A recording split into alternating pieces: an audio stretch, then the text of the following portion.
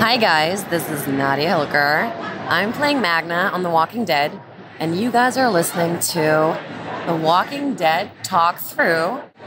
I hope you guys enjoy this podcast, and I'm sending you all my love. Bye! Hello, my name is Cassie McClincy. I play Lydia on The Walking Dead, and you're listening to The Walking Dead Talk Through. Yeah! Hey there guys, I'm Callan McAuliffe and you're listening to The Walking Dead Talk Through on Talk Through Media. That's awesome. Thank you. Hey, I'm Lindsley Register and I play Lara on The Walking Dead. You're listening to The Walking Dead Talk Through on Talk Through Media.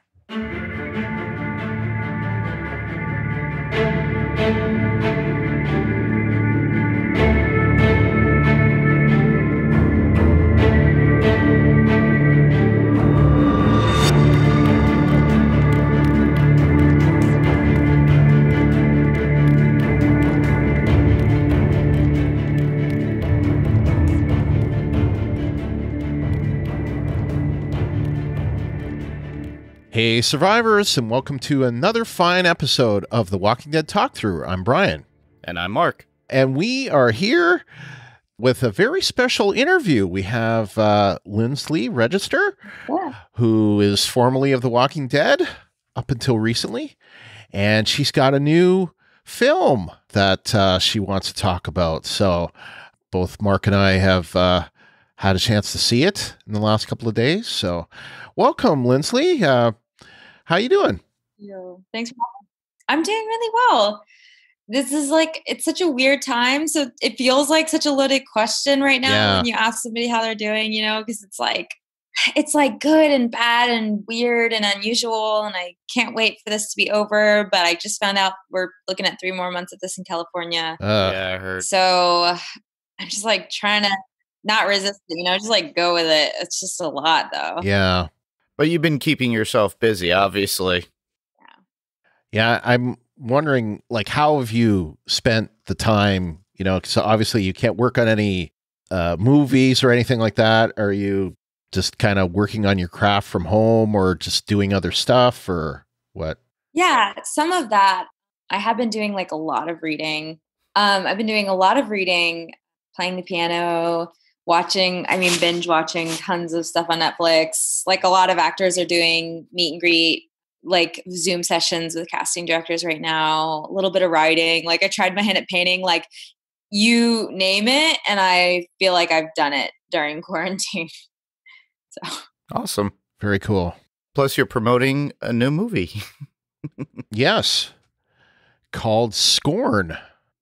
So, you're in this new movie Scorn, you are in 3 different roles from what I saw, as actor, as the lead, as producer and executive producer. So why don't you tell us a little bit about how you got involved with this project and the number of hats that you wore?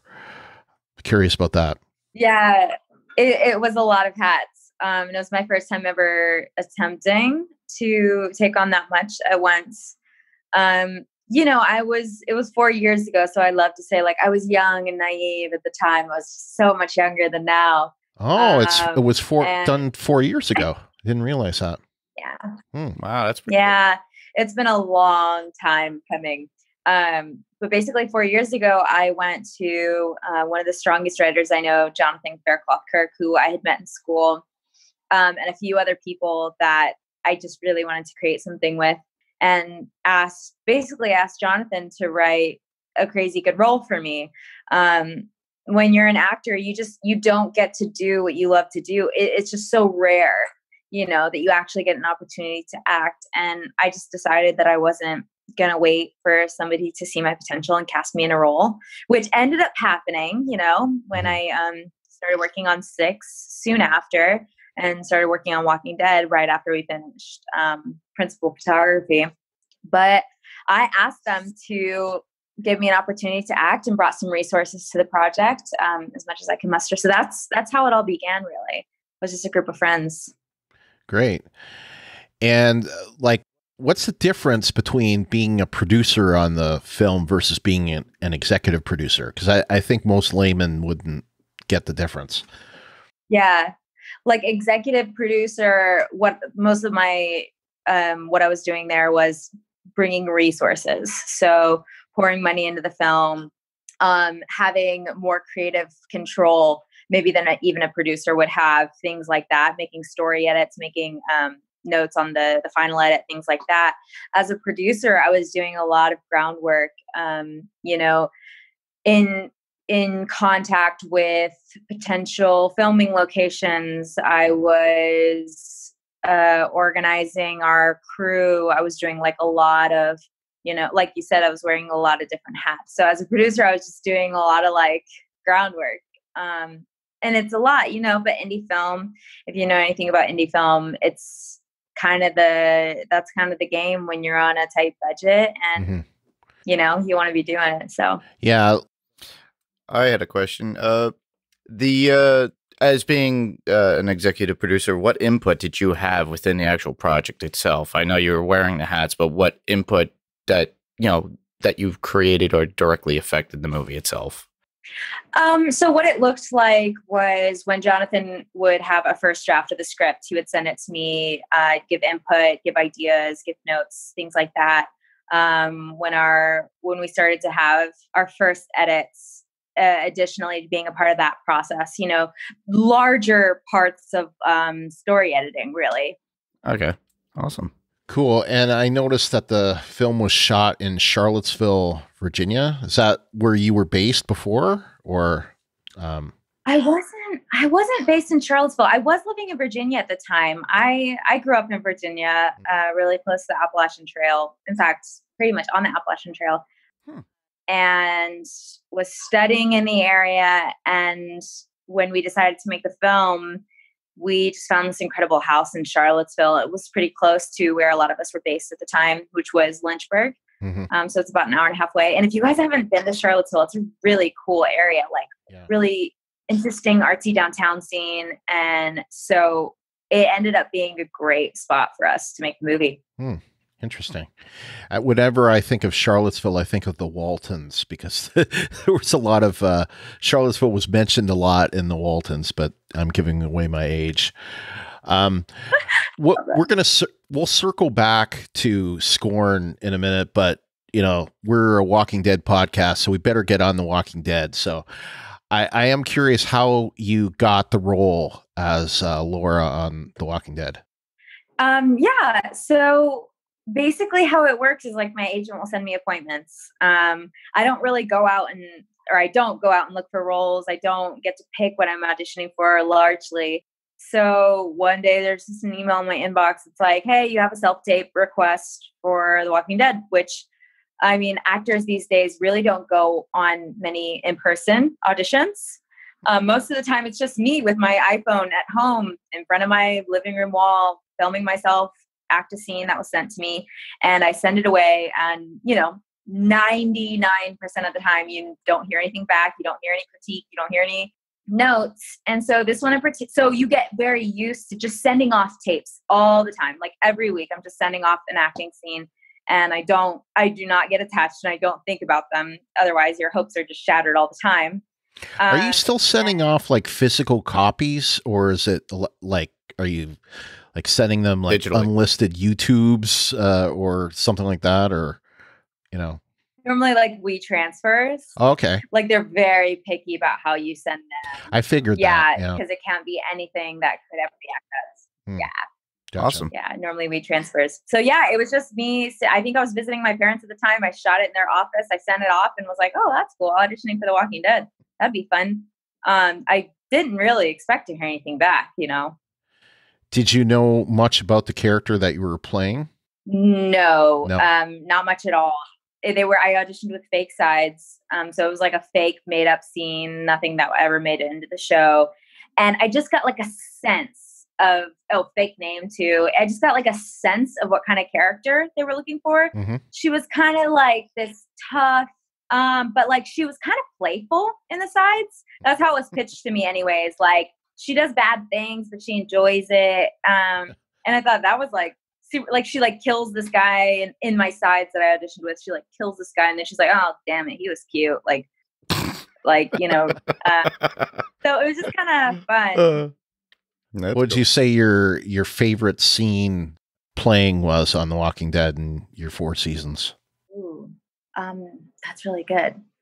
Well, I feel like it probably would be the scene that didn't make it in when me and Eugene made love.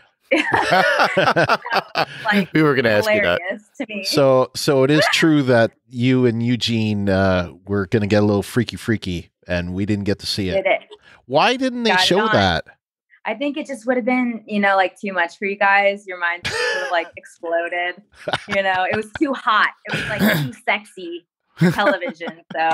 So with that missing scene with you and Josh, did Josh make you laugh during the scene, or did you make Josh laugh at some point while doing that scene? Josh is so serious on set. He's, Really? like very serious. Really? Actor. Yeah, I love it. He's a real actor, that one. And so he took it very seriously the whole time. I'm like just trying to hold it together. I'm super nervous. I've never filmed anything like that. So it's a little nerve-wracking. And, they're like, hey, you want a grilled cheese, Lindsley? And I'm like, no, I don't want a grilled cheese. I'm, in my underwear on like national television right now.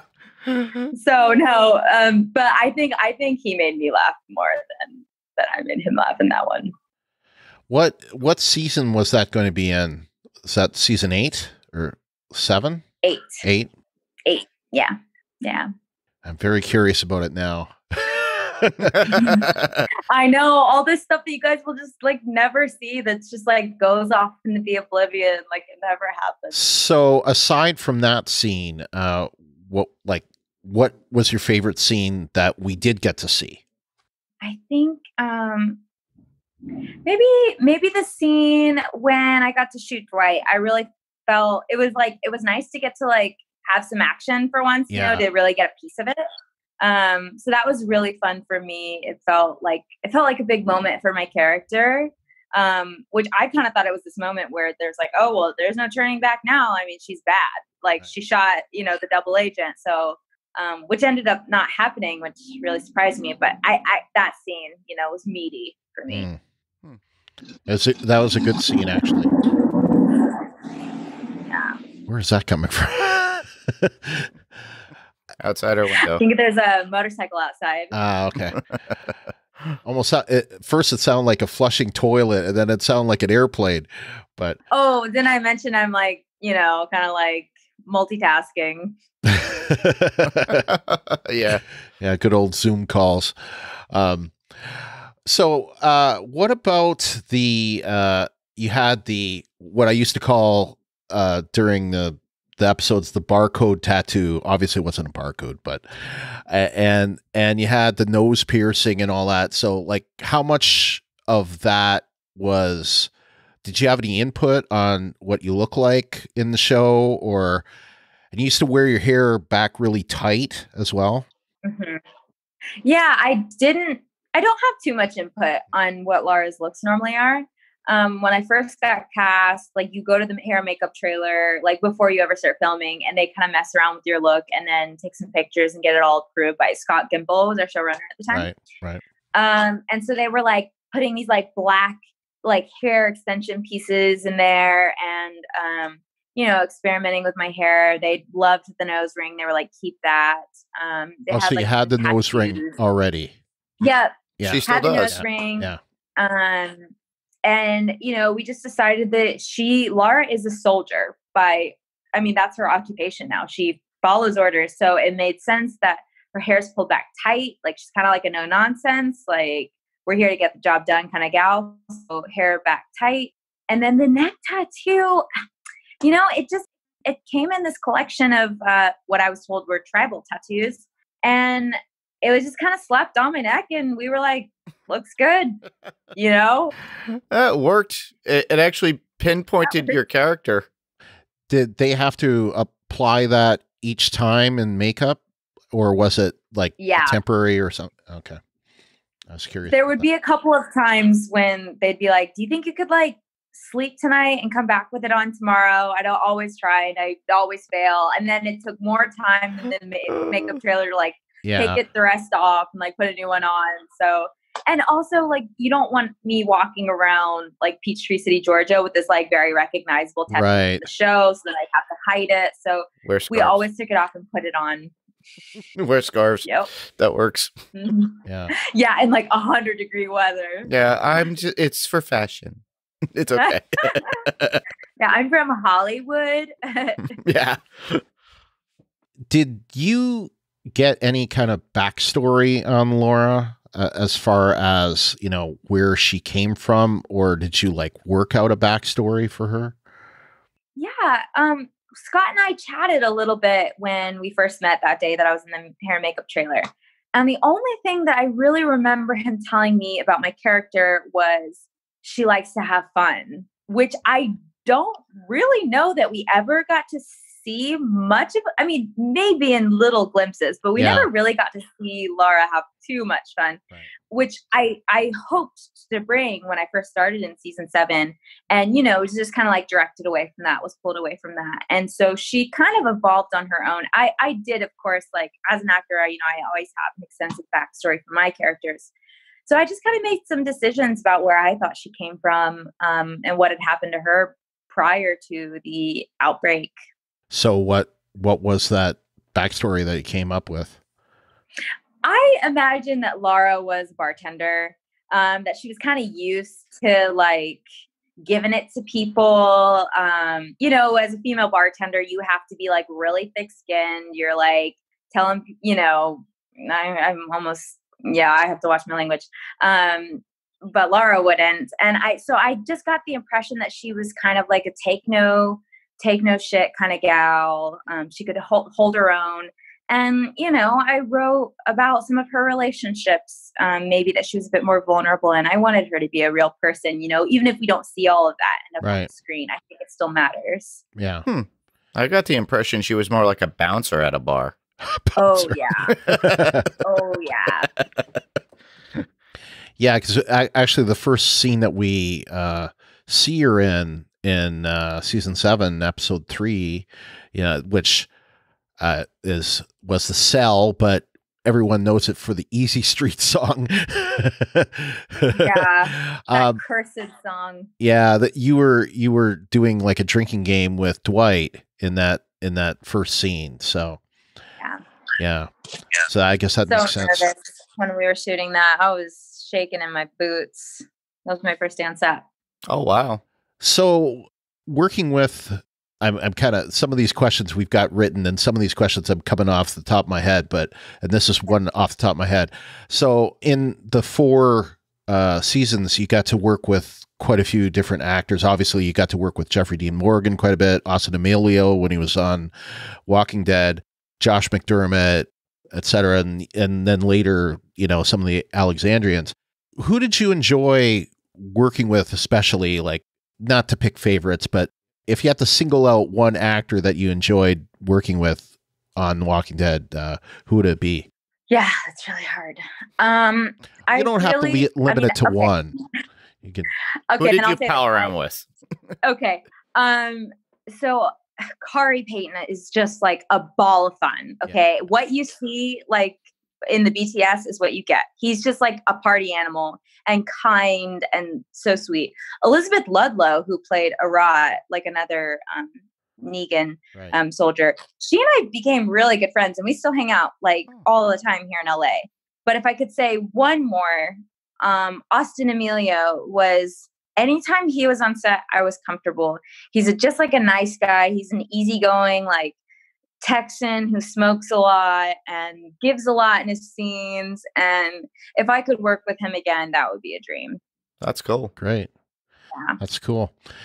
Now, speaking of Austin Emilio, you were the one that kind of ratted out Dwight. So were you surprised that Laura did that? Or like, cause I know as a viewer, we were, at least I was kind of like not sure if she was going to rat him out or if she was going to like take his side with Negan, but obviously she ratted Dwight out. So, I mean, but then you were also like one of the first to surrender at the, I don't know what else to call it, but the Fallout. glass windows on the tree field. Yeah. So going through that, like that war was pretty brutal, like especially for viewers, it was kind of like a long enduring thing. But like what do you think was behind your character kind of changing and, you know, surrendering, I guess? And then we have a follow-up question from someone else. So. Okay. Yeah, you know, it didn't surprise me when she read it out, Dwight, because the way I saw Lara was that she survived. She got this far by picking a leader and following orders. Like, she really was a soldier. So it didn't surprise me when she stuck to her guns and was loyal to Negan in the face of Dwight. Mm-hmm. But when that happened, I was like, oh shit, I'm done on the show. You know, as soon as Rick takes care of business, I'm done. I'm gone. So I was like, oh, well, I wonder how my death's gonna look. It was surprising to me the way things played out, you know, with some of us going to live there. So again, I guess I'd say I wasn't surprised that she surrendered and was willing to like work under new management, essentially. I don't think that she was particularly loyal to Negan from an emotional place, more from like a I need to survive kind of place. And now Rick's the new leader, and so I get in line and I just like kind of look out for me. Right. Yeah. Yeah. Now we got a question here from actually a friend of ours, Jason from the Walking Dead cast. You may even know him from Walker Stalker Con. Yeah. Oh, Jason. Yeah. So he asked this question. He said, I'd like to know if she worked out how her character went from being a loyal and vicious member of the Saviors to being on the community council at Alexandria after the time jump, and what that transformation over the years looked like. You know, okay, forgive me if you guys have already heard this, or if you've already heard this, Jason, but like during some of those scenes when I was like a council member in Alexandria, like I think there was a few times where Ross Marquand would like look over at me and be like, how the did you get here? Like, what are you doing here? And I was like, dude, I don't know. Like, I don't know. I guess she must have shown something to prove herself a valuable ally. And maybe that's even like double agent is the wrong word, but like maybe she brought some sort of savior tactics to, you know, Michonne's world, and that was valuable enough to trust her. Some insights as to how the saviors got to be as powerful as they did.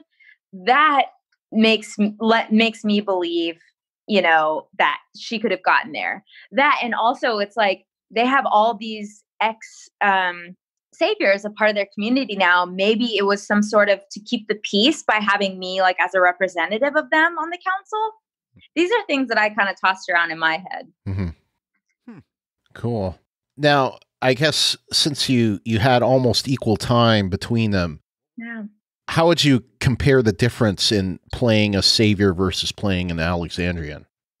It's so much more fun to play the bad guys. It's like is like the motorcycle and like the leather gloves and like chasing people down and being just like evil and like fans tweeting you like I hate you, but like I saw that at Walker Stalker, the last two in Georgia. I saw you at. They would say that I don't like. I was like, it's not her. I think it's like, who would you rather play, like Joker or like Captain America? Like, which one is more interesting? You know, so I think it's a bit more fun to play the bad guy. Yeah. I never get to be bad guys. I'm too smiley. You're kind of the bad guy in Scorn, I guess, but. Well, partially. True. Yeah, partially. Yeah. It goes three ways at that point. You have to realize within that movie. Amen, brother. Yeah. So, and the last question I've got with that is that unfortunately you died at the hands of Beta when Beta kind of did his like personal invasion of Alexandria. Yeah. And I saw you were online kind of like doing your, you know, I don't know if it was on Instagram or what it was, but you kind of did a video saying goodbye, and I know you got pretty emotional about it. it's all behind you now. So I guess first I'll ask about the death scene itself. Because honestly, I'll just say, like, at first I didn't realize, it's like, did she just die there? Yeah, we both were like that. What happened? Yeah. We thought she just got knocked down. Yeah. And then we realized, it's like, oh shit, she died there. Oh darn. Yeah. I think it was on Talking Dead that I finally, like, wait a minute, she did die. Yeah. So what was that scene like? And you obviously had to say goodbye to all your, cast members and that. We've heard about the dinners. I don't know if that was still a thing, but anyway, just talk a little bit about your like final days on set. It was really hard because, I'm feeling like super emotional about it being like, I kind of always refer to like my time on Walking Dead as like going to camp, because sometimes it's what it felt like going to summer camp. Like you're outside, you're hot, you're uncomfortable, you're getting bit by bugs, but you're like hanging out with your friends and you're like feeling so alive. So it's kind of like I'm at my last day of camp, but like I really need to like focus on this scene right now. And I keep having to like put out of my mind, this is like the last time that I'm ever going to be here. Mm-hmm. Oh my God. It's like making my nose burn right now, just like thinking about it, because it was just such a special time in my life, Yeah. And filming that scene was so fun. So fun. Like they put this like belt around my waist and then one around my chest so that he could like actually pick up my like horizontal limp body. And Angela Kang, when they reached out and when they said that I was gonna die, they were like, trust us, we'll make it a good one, we promise. And I was really happy with what they wrote for me. I thought it was like really gory and violent, and everybody who dies on Walking Dead wants a violent death. And yeah, a lot of people were like asking me, like tweeting, like, wait, what? You died? That killed you? Like what? And I was like, yeah. Beta was a force of nature, so I guess. Yeah, he's a big dude. Yeah. I don't think I stand a chance when he's like throwing my head into a steel bar, so.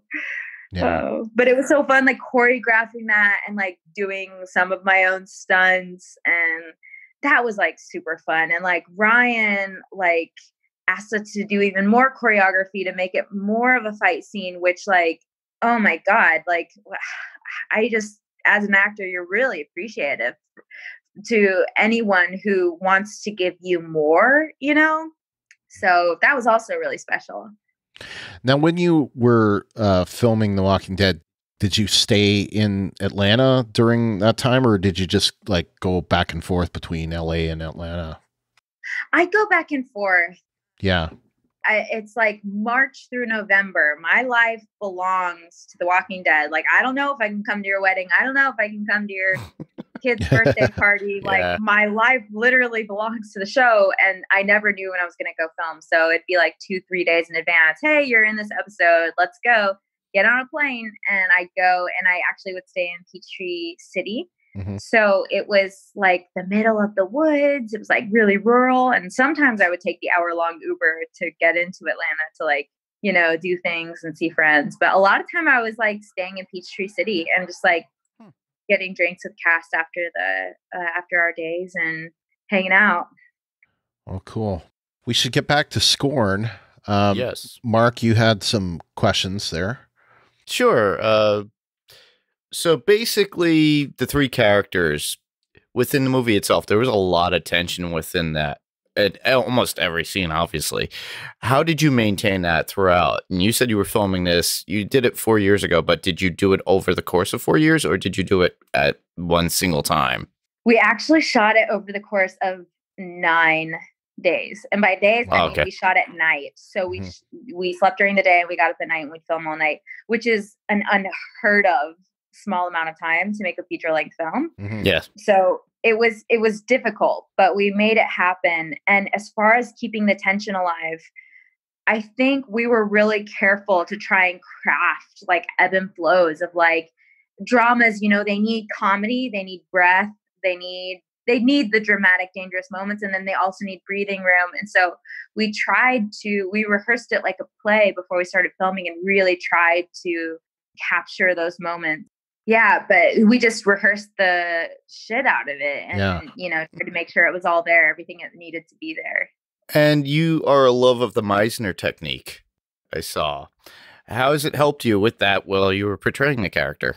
Meisner technique, for the listeners who maybe some of them don't know what Meisner is, it's just basically a technique that or a practice that a lot of actors will use, and some non-actors do it as well, in order to like break down barriers, to make you more vulnerable, to make you more to make your emotions more accessible, and to work on telling the truth, honestly. So as an actor, and particularly for Zoe, I think that Meisner technique helps me be in the moment and really be able to look my partner in the face and really take in what's going on with them, to really notice when there's a change in them, to really notice when there's like a new moment, when something maybe is underneath the surface of what they're saying, like the subtext of what they're saying. Yeah, I recommend that everybody look into who Sanford Meisner is. And this is not a cult. This is not like Scientology. This is not next. What's the elevator pitch for the Meisner technique? Oh God, I don't. It sounds way too cultish. That's why I should just emphasize it's like a practice that a lot of actors use, and it's. Yeah. Oh God, I'm just floundering, you guys. So we should give an idea for our listeners and people who are watching this on YouTube. Tell a little bit about Scorn without giving out any major plot details, what you play in the film and what the basic idea of the film is. Yeah. So our tagline is Scorn is a story about the ugly things that beautiful people do to each other. And at the time we were making it, we were all heading into what we hoped would be a career in Hollywood, in various forms. I wanted to act. We had a writer, director. We had, a lot of people involved that wanted to work in Hollywood. And we said it was a love letter to our future selves of, what kind of things can happen when you prioritize fame or your desires in general above all else. The story revolves around three main characters, Liam, Zoe, and Merrick. So Liam and Zoe are partners, and Liam is starting to experience some relative success as an actor, which that's bringing some tension into his relationship with Zoe, who is not finding success as an actor. And then one evening after a drunken premiere party of Liam's movie, the director comes over and they have this very long drug-fueled, what turns into a caustic evening together where truth just starts spilling out. Mm-hmm. Yeah. Mark, I think you had a couple other questions as well. Oh, I have a whole bunch. I'm only going to give you so many depending on what you were willing to answer.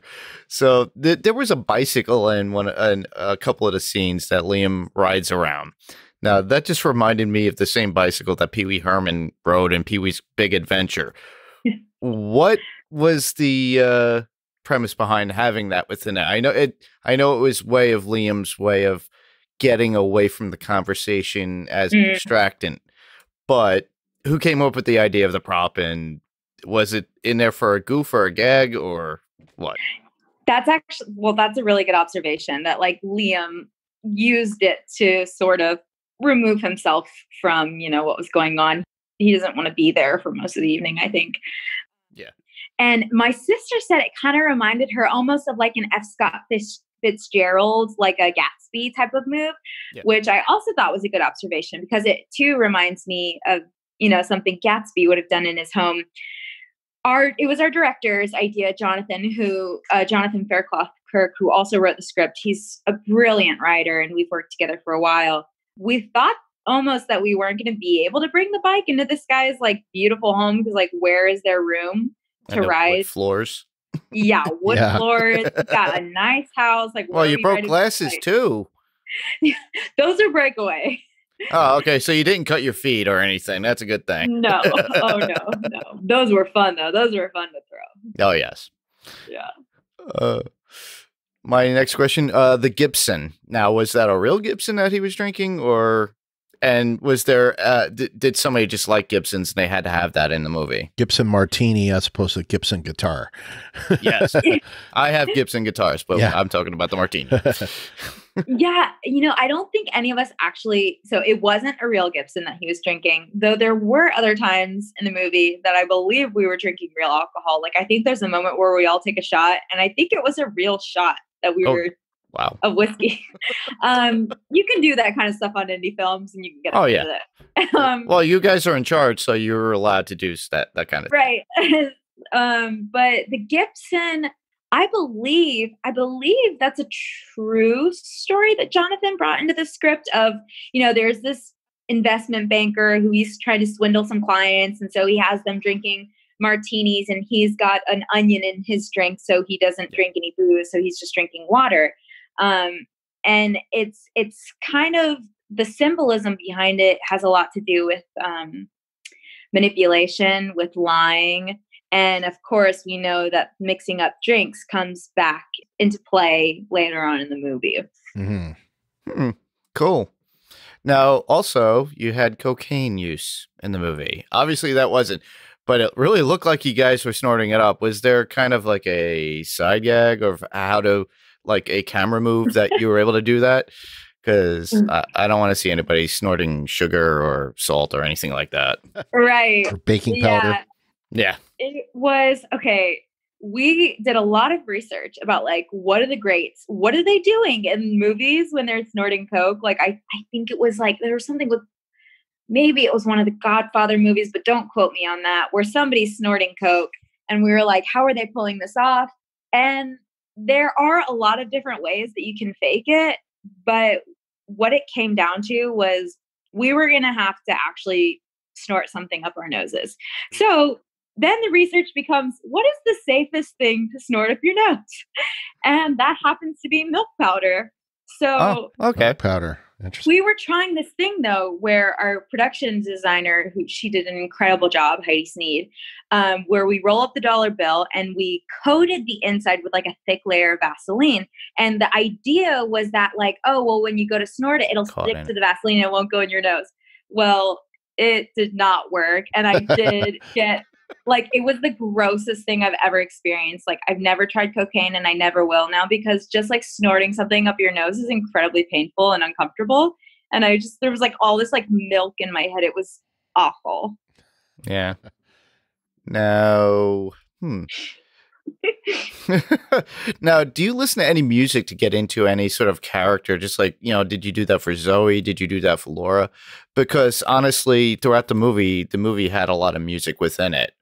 And it was a very broad and interesting kind of, because of the vinyl collection that Liam had. And that was also another distraction point from the conversation as well. Mm-hmm. Yeah. I do use a lot of music for like character development. But this one in particular, our director, Jonathan, is a music fanatic. And so he actually created a Spotify playlist for me and for Zoe. Okay. And it really did come in handy with helping me like create a mood, to create an environment. I think there was like some Bonnie Tyler on there. I did listen to a lot of the Velvet Underground for the movie. It just felt right. Cool. Great. Now, the TV series Ember is in post-production. Is there a release time for that yet? There isn't, but I'm really excited. That one, I believe we want to pitch. So I'm just an actor on that. I'm not helping produce, but I think that they wanted to pitch it before seeing about releasing it. So I hopefully I'll have something else to bring to you guys soon. I'll keep you updated for sure. And The Nine Realms, The Fateful Oath. It's a short movie that you completed. You play Mother. Can you talk about this and what it's about? Yeah, that one's actually a really old project. It was a short I did a long time ago. I think it looks newer than it is on my IMDb. But it was like a period piece, which I really enjoyed doing. I'd really have to search to go find that project, to be honest. Yeah. I thought I'd ask because I was curious about it. I read it and I looked into a few things and I was like, I should look for it. I can't find it. Yeah, hard to find. But you in your bio, you talk about going back into the groundling. You went into the groundlings. Yeah. Which class was that? Is that a most recent class, or are you still in it? I was until like quarantine happened and I didn't get to finish my advanced class. Oh, So okay. I've been studying improv at the Groundlings for about just like a little over a year and a half now. Oh, okay. And it's been like the most fun part, like addition of my life. It's definitely helped free me up as an actor. It definitely helps me like not take myself too seriously, which I think actors absolutely cannot take themselves too seriously. Do you see like a future in comedies, or I am dying to do a comedy. I think you'd be good at it actually. Same here, yeah. Oh, I would love to do a comedy. I'm actually like a big goofball at heart. And honestly, I just like want to be an actor that just like does all kind of things that I want to be versatile, you know? Mm. And so I'd love for my next project to be a comedy, actually. Cool. that'd be cool. Yeah, a good rom-com would definitely do you. Yeah. Sounds I think. fun. Because everybody's got that taste of Laura from The Walking Yeah. Dead still in their mouth. Hey, haircut. You know, it's like we like her now. But I'm sure a lot of people liked you towards the end because I saw the response at Walker Stalkers when I've seen you there. Mhm. Everybody seems to enjoy your presence, and you always seem to dress so nice too. When I saw you there, you had a nice dress, and when I saw you in Atlanta, and how tall is she? And I think you were wearing long heels when I saw you. Was I? Oh Yeah. my God, wow. I felt so short. I was like, oh wow. she's Wait, tall. which one? We must have met then at This Bash. past- yeah. Sonoya Death Bash, was it? No, I was never at Snowy Dead Bash. I was at in Atlanta in October when we had it this past in 2019. I didn't really have much time because I did a panel with Tony Moore. So, Oh, yeah. and I was helping other people like Jason with his panels. Yeah, and I only ever made one Walker Stalker, and that was in Orlando. So Mm. I always intended to go, and always something came up. Like 2019, my wife broke her ankle, so I couldn't go. But Oh God. so we should tell listeners if they want to see Scorn, how would they do so? So it's streaming right now on Amazon Prime. You can buy it for less than $5. Yep. And That's what I did, by the way. I bought it. Same here. You guys are the best. It is only in the US and the UK, unfortunately. But if it does well here over the next few weeks, we really are prioritizing. We want to bring it internationally. So hopefully we'll be able to do that. Awesome. Great. Yeah. So it's just on Amazon right now. Correct. Yeah. At the moment. At the Yeah. moment. We have a few other platforms expressing interest in it. It's been doing really well. So it'd be great to bring it to a wider platform as well. That'd be great. Yeah. And I really enjoyed it. I thought the ending was rather surprising, Yeah. and it kind of fit into the title, I think, really well. Definitely. So what else do you have? Well, obviously with the COVID-19 stuff, things are kind of coming to a halt, but like what do you have coming up? What are you planning to work on? Anything else that you got Anything going you want to plug that you're plug? doing currently while you're in quarantine? Obviously, people are doing Cameo, I think it is. Yeah. Yeah. And- I'm on Cameo. okay, so Okay. Yeah. people could check you out there and have a one-on-one. Are you doing online conventions? Because I know Ross Marquand and a few other actors are doing things, and then there are other people who are going to Wizard World. Are you doing any of those where it's like a virtual meet and greet? Yeah, I'm not doing any of the online conventions at the moment. I do, so I, like you said, I do some personal videos through Cameo, and I maybe not a lot of people know this, but I do have some people that I privately coach for acting calls. Oh. So I do some of that with Okay. people. A lot of them have been fans that have expressed interest in learning how to act. So I do some consultations and some video coaching for stuff like that. Mhm. But as far as future projects come up, as far as they go, it's like it's a weird time. You know, it's like such a liability for any of us to be on set together. Yeah. I do have some meetings this week that I'm excited about. Mm-hmm. Can you guys hear the fireworks? It's 8 Yeah. p.m. here and everybody's cheering. Awesome. So I don't really know what the next project is going to be. I don't know if it'll be something I produce. I don't know if it's something that I'll be cast in. Just know that I am a busybody and I love my work. So it'll be something sooner rather than later. Maybe. Well, that's great. Keep in touch so we can plug when you've got some new stuff coming up. Exactly. So if fans want to get a hold of you, I know you're on Instagram because that's kind of how I found you. But if fans want to get a hold of you, how would they do that? Yeah, the best way, I'm on a lot of the platforms. So you can find me on Instagram at Lindsley Register. I'm on Twitter at Lindsley Reggie, and I do some YouTube here and there. Whenever I feel like sharing things from my life, I'll post on YouTube. And Facebook, if you're still on Facebook, I'm also there too. Yeah. All right, cool. Is there anything else you want to say, or?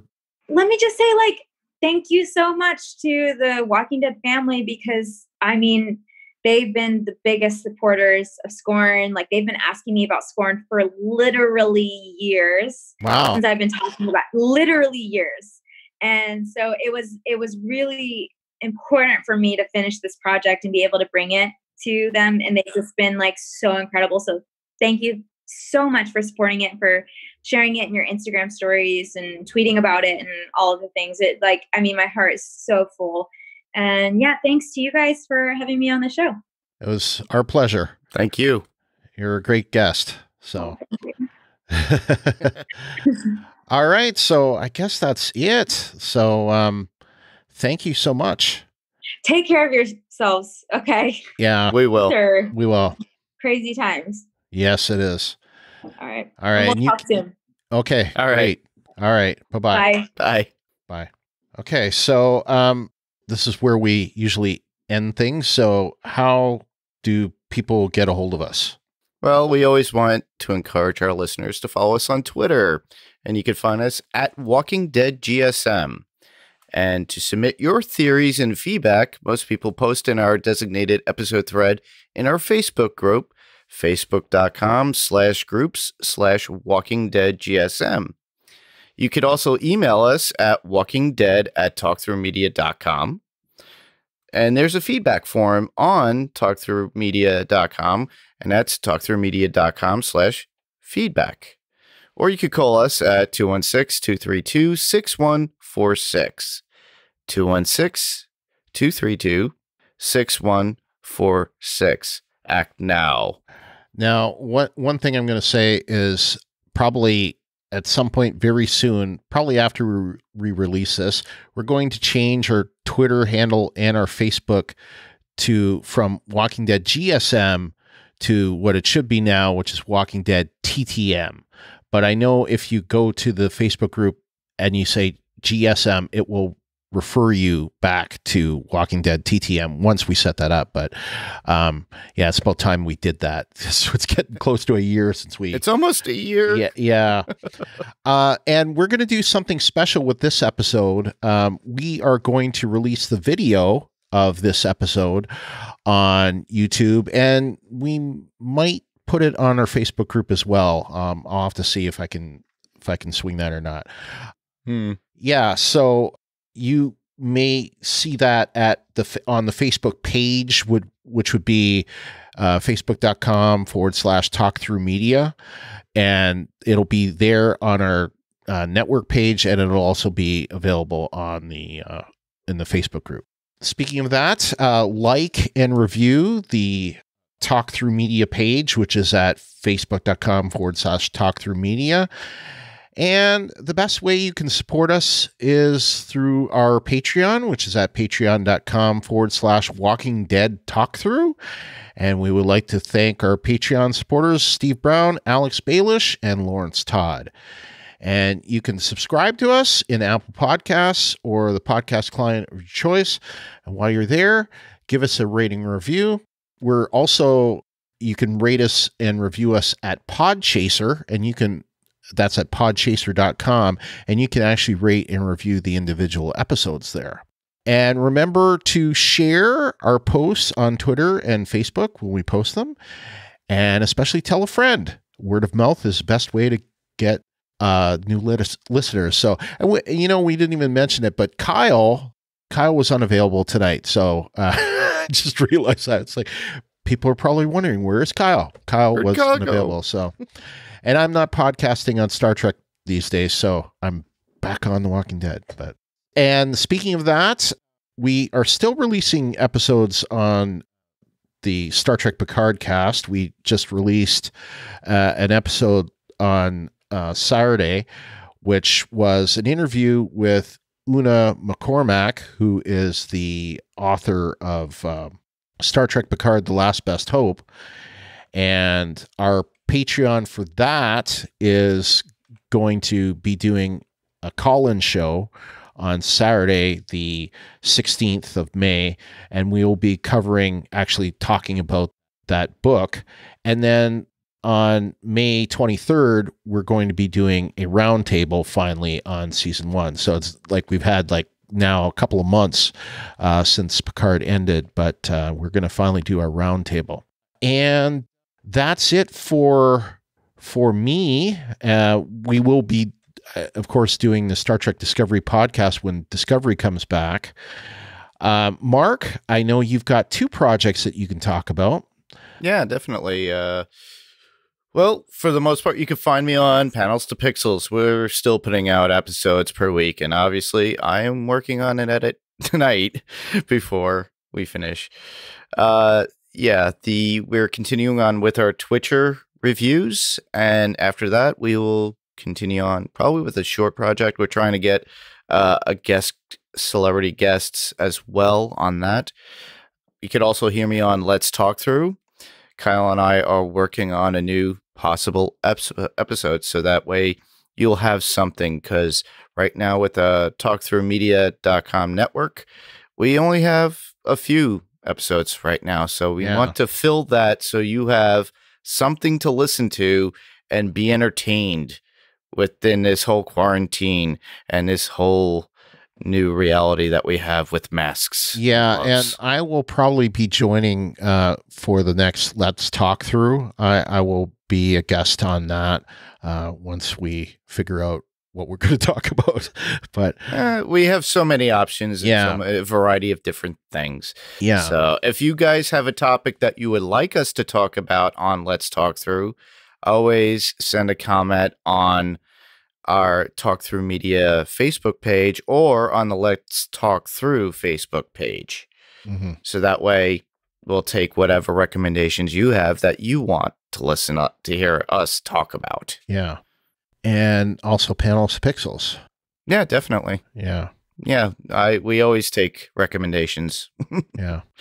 So our next episode, at least as far as The Walking Dead, is season 10, episode 16, the season finale, which is Displaced. And we should have already seen it already, but coronavirus. Yeah, they have another 2 weeks of post-production, so. Yeah. It's titled A Certain Doom. The story is by Jim Barnes, Eli Journay, I believe it's Journay, and Corey Reed, and the teleplay is by Corey Reed. And it's directed by Greg Nicotero, and we don't have the description for it, but that's it for now. It was great having Lindsley Register on tonight. It's our first interview in a long time. We had one way back when Ruthie was on the show. She interviewed Vincent M. Ward.